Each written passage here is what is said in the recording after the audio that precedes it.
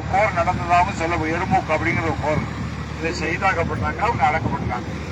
அவங்க காலத்துல இது கட்டப்பட்டதுதான் இந்த டேம். நீங்க கூகுள்லயே நீங்க அடிச்சு பாத்தீங்கன்னா சத்த இக்கிரிமா அவருடைய டேம்னு சொன்னா அது அப்படியே வரும், வரலாறு அப்படியே வரும். இப்ப இந்த அரசாங்கம் அந்த பழமையான அந்த இடத்தை பாதுகாத்து நவீனப்படுத்தி பெருசா டேமா கட்டிருக்காங்க. மழை பெஞ்ச தண்ணி சாரிச்சு அந்த டேம் தான் இது உள்ள அது உள்ள.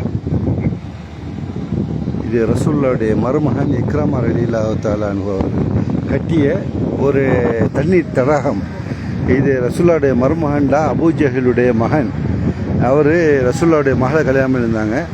அவங்க கட்டினது. இப்போ அரசாங்கம் அதை பெருசாக ஆக்கி டெவலப் பண்ணி இந்த டேம் ஆக்கியிருக்குது.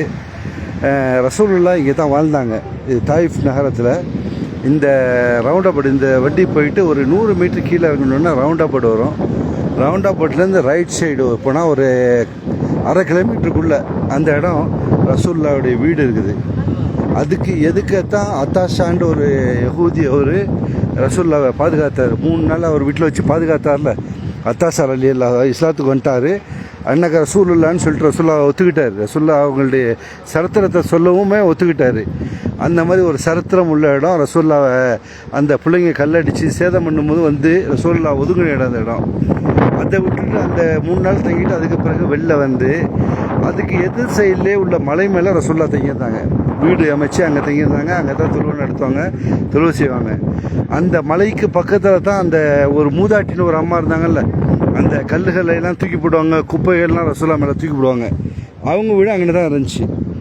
அந்த ரசூலுல்லாஹ்வுடைய வீட்டுக்கு பக்கத்தில் அந்த அத்தாஷாவுடைய தோட்டத்துக்கு பக்கத்தில் அந்த அத்தாஷாவுடைய தோட்டம் அப்படிங்கிறது திராட்சை தோட்டம். இந்த ஊரை பார்த்தாக்கா ஒரே கூல் கிளைமேட்டு. நம்ம ஊரில் ஊட்டின்னு சொல்லலாம், காஷ்மீர்னு சொல்லலாம். காஷ்மீர் ஃபுல்லாக ஐஸ் விளையும், அந்த மாதிரி இல்லை. அப்புறம் சில்னஸ்லேயே இருக்கும் இந்த ஊர் எப்போவுமே. சூட்டுக்கு வேலையே இல்லை. கடல் மட்டத்துலேருந்து 2 கிலோமீட்டர் உயரம். மக்காவிலேருந்து 65 கிலோமீட்டர் தூரம். ஆனால் அந்த காலத்தில் நடந்து வந்தாங்க, ஒட்டகத்தில் வந்தாங்க அப்படின்னு சொன்னாக்கா சுமார் 6 மாதம் கூட டைம் எடுத்துக்க வாய்ப்பு இருக்குது. அந்த மாதிரி ஒரு ஏரியா இது தாயிஃப். இப்போ மக்கள் வீடு கட்டிக்கிட்டு இப்போ வந்துட்டுருக்காங்க, மக்கள் வந்துட்டுருக்காங்க இந்த ஏரியா. இந்த ரவுண்டாபாட்லேருந்து ஒரு 100 மீட்ரு 150 மீட்ரு, அங்கேருந்து ரைட்டில் ஒரு 250 மீட்ரு 300 மீட்டருக்குள்ளே இருக்கும். அந்த இடத்துல இருக்குது ரசூலுல்லாஹ்வுடைய பள்ளிவாசல். ரசூலுல்லாஹ் எதுக்கு அந்த ஒளியை வச்சுருந்தார்ல, ஒரு யஹூதின்னு நினைக்கிறேன், அந்த வம்சத்தை சேர்ந்தவர். அவர் ஏதோ ஒரு இனத்தை சேர்ந்தவர். அவர் தான் பார்த்து உடையாந்துட்டு வராங்க, அடிப்பட்டு ரத்தமாக வராங்க அப்படின்னு சொல்லிட்டு அவர் பாதுகாத்தார். அந்த அவருடைய தோட்டம் அதுக்கு எதுக்கவே இருக்குது. அவர் வேலை பார்த்தாரு, அவருடைய தோட்டமானு தெரியல. அது இது பாக்கி இதை பார்க்குறதுக்காக சரித்திரத்தில் இடம் பெற்றதுனால இங்கே வர்றாங்க. ஒரு நாட்டுடைய மக்கள், அரபி மக்கள், எல்லா மக்களும் வந்துக்கிட்டு இருக்காங்க. பஸ்ஸில் வந்து இங்கே பஸ்ஸு நிறுத்திக்குவாங்க. நல்லா சில்னஸாக இருக்கும், அருமையாக இருக்கும். எங்கள் கூட வந்திருக்கக்கூடிய ஹாஜி உம்ரா செஞ்சுருக்கக்கூடிய பெண்கள் அந்த சைடில் பெண்கள் காட்ட வேணாம். பாக்கி ஆண்களில் நாங்கள் ஒரு 40-42 பேர் வந்திருக்கோம். அவங்க எல்லாமே இங்கே வந்து உட்காந்துருக்காங்க. அதில் இங்கே பாருங்கள், இதில் என்னுடைய நண்பர் மன்சூர் பாய், அவர் இபியுடைய ரிட்டையர்டாக இருக்கக்கூடிய அதிகாரி. பாக்கி அண்ணன் கொடிகாப்பாளையம் அண்ணன் அவர் இருக்காங்க. 6 பேர் பார்த்துக்கிட்டு இருக்கிறீங்க. ஒரு ஆளுடைய பேரை கூட காட்டலை. இது சரி ஹைர் எல்லாம் பரகச்சாயிட்டோம். இன்றைய தகவலுடன் நான் முபாரக்கு. இது முடிச்சுட்டு நாங்கள் தாயிஃப்லேருந்து ரிட்டர்ன் ஆக போகிறோம். வர்றதுக்கு 2 மணி நேரமாக வச்சு, இப்போ போகிறதுக்கு எவ்வளோ நேரம், 2 மணி நேரமாக ஆகலாம், குறையவும் செய்யலாம். ஏன்னா மலை இறங்குறது, அப்போ மலை ஏறுறதா இருந்துச்சு, இது இறங்குறதா இருக்குது. இறங்கும் போதே என்னமோ ரயில் இதில் போகும்போது இன்ஜின் போட்டு சவுண்டு வரும்ல, அந்த மாதிரி ஒரு சவுண்டோடு வெளியாகுது. என்னென்னா அவ்வளோ ப்ரெஷர் கொடுத்து ஏற்றுறாங்க. நம்ம நாட்டு டிரைவர்லாம் அப்படியே இது மாதிரி சைக்கிளில் ஏற்றுற மாதிரி ஏற்றிருப்பாங்க. ஊட்டி மலை சைடில் போகிறாங்க, அப்படி சந்தில் வளையும் போது கூட அவ்வளோ டாப்பாக போயிட்டுருக்காங்க.